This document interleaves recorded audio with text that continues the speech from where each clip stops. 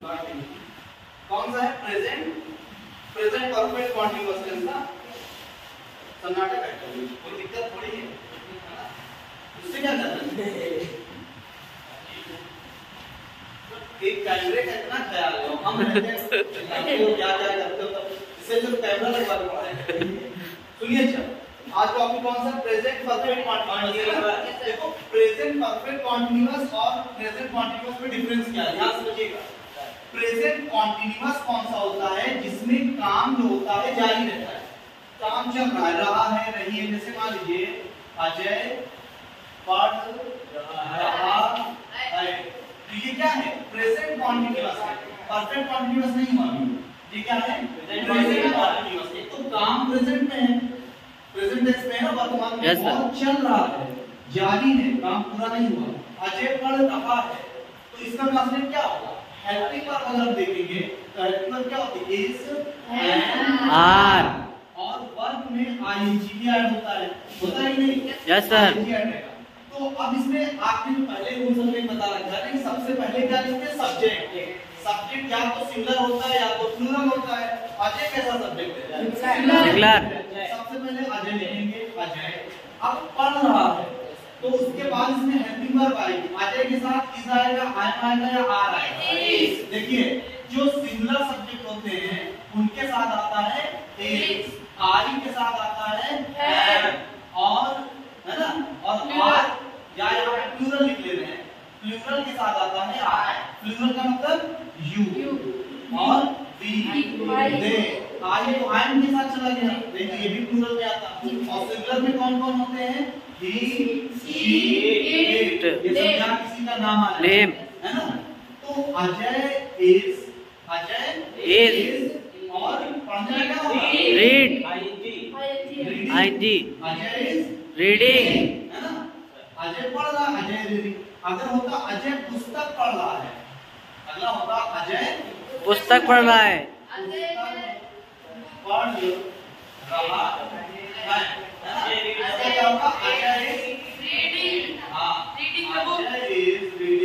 The book है ना? अच्छा ये हम कौन सा बता रहे हैं? Present continuous. लेकिन आज टॉपिक कौन सा है? Present perfect continuous. तो प्रेजेंट परफेक्ट कॉन्टिन्यूअस के लिए पहला रूल क्या लिखा है? आप फिर से पढ़ लीजिए। पहला रूल देखिए, या पहली पहचान हमने बताई है, ये टेंस जो है प्रकट करता है कि काम भूतकाल में प्रारंभ हुआ है, यानी पास्ट में कोई काम स्टार्ट हुआ है लेकिन प्रेजेंट में वो चल रहा है। जैसे वो सुबह से पढ़ रहा है, वो 2 बजे से खाना खा रहा है ना? yes, वो 4 बजे से पढ़ रहा है, वो यहाँ 2020 से रहता है, वो 1 महीने से स्कूल नहीं जा रहा है। इस तरह की जिसने समय दिया 4 बजे से ना, और समय 2 तरह से दिया जाएगा। कितनी तरह समय दिया? 2 सर। एक दिया होगा जिसके लिए हम सिंस यूज करेंगे, एक के लिए फॉर। पहले देखेंगे सिंस और फॉर कहाँ यूज करते हैं। Yes sir. अगर काम सिर्फ जारी है तो कॉन्टिन्यूअस है, और साथ में समय दे दिया गया तो ये परफेक्ट कॉन्टिन्यूअस है ना? अब एक थोड़ा सा रूल है, आप लोग लिख लीजिए। बात देखिए, बताइए। इसमें सिंगुलर और एक वचन, सिंगुलर एक वचन एक ही चीज है। सिंगुलर के साथ देखिए इसकी हेल्पिंग वर्ब क्या है? इसकी हेल्पिंग वर्ब हैज बीन और हैव बीन, हैज बीन और हैव बीन। सिंगुलर के साथ क्या लगता है? हैज बीन लगता है, और प्लूरल के साथ हैव बीन। तो हैज बीन और हैव बीन लगेगा ना, ये चीज है। तो सिंगुलर के साथ क्या लगेगा? Has been. अच्छा, और वर्ब में क्या लगेगा?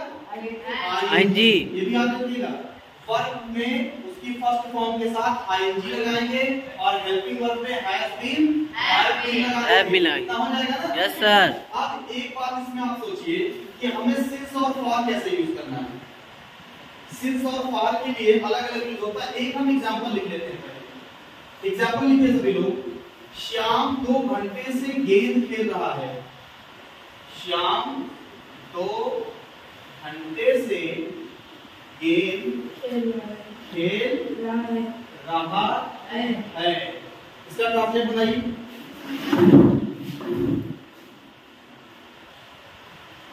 यहाँ 2 घंटे से कहा है ना, तो इसके लिए इसमें फॉर लगेगा।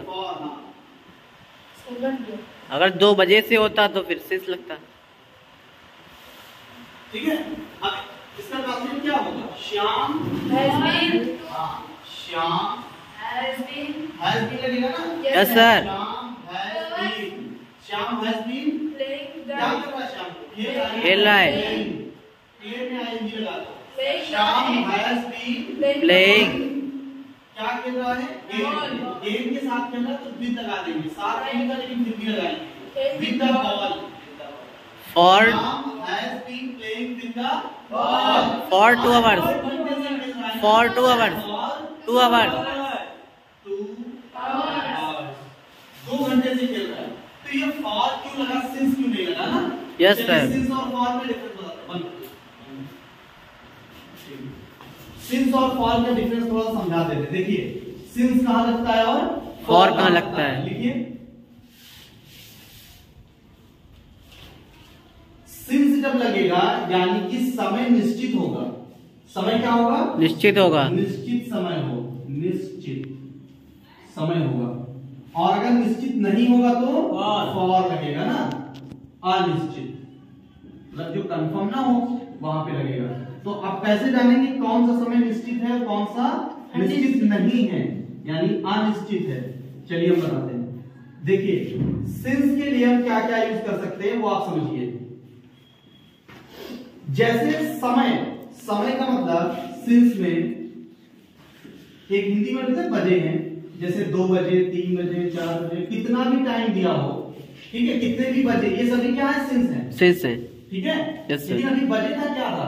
अभी घंटे था ना। 2 घंटे से।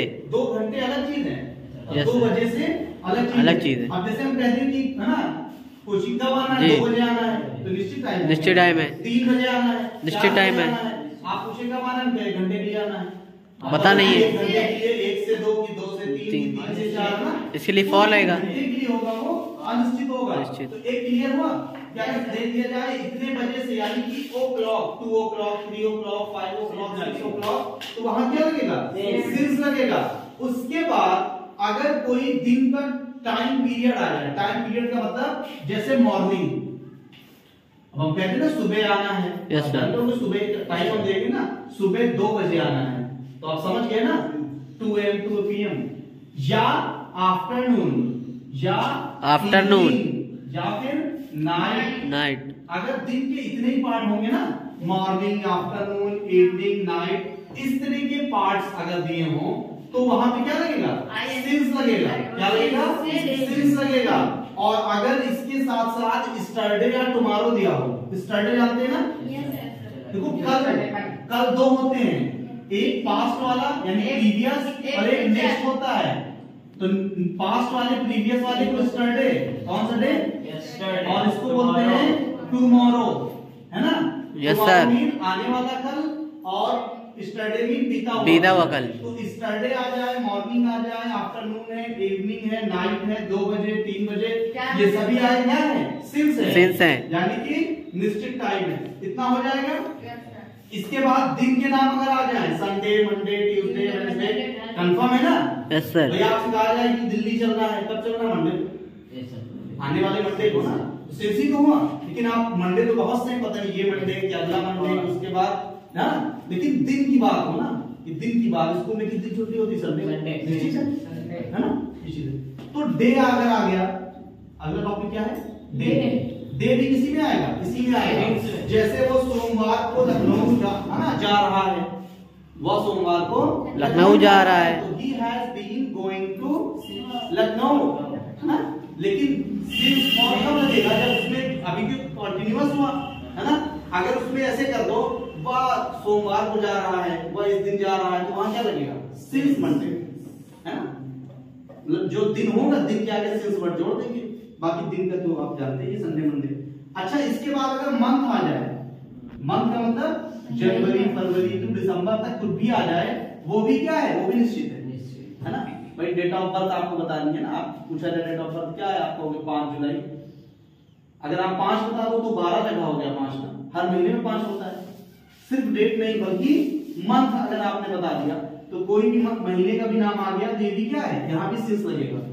ठीक है ना सर? अगर वर्ष आ जाए वर्ष समझते हैं ईयर, जैसे 2020, 1980, है ना, 2016। किसी कंपनी में देखो लिखा रहता है सिंस 1975, कोई बहुत पुराना प्रोडक्ट उस पे लिखा रहेगा ना कि 1975 से आ रहा है ना। या किसी घर पे लिखा होगा सिंस 1900 इतना, सिंस इतना, यानी इस सन से, है ना।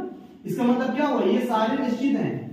वर्षा लिख दिया वर्ष, अगर कोई ईयर लिखा हुआ है तो भी क्या है, निश्चित है ना। यानी कि आपने क्या किया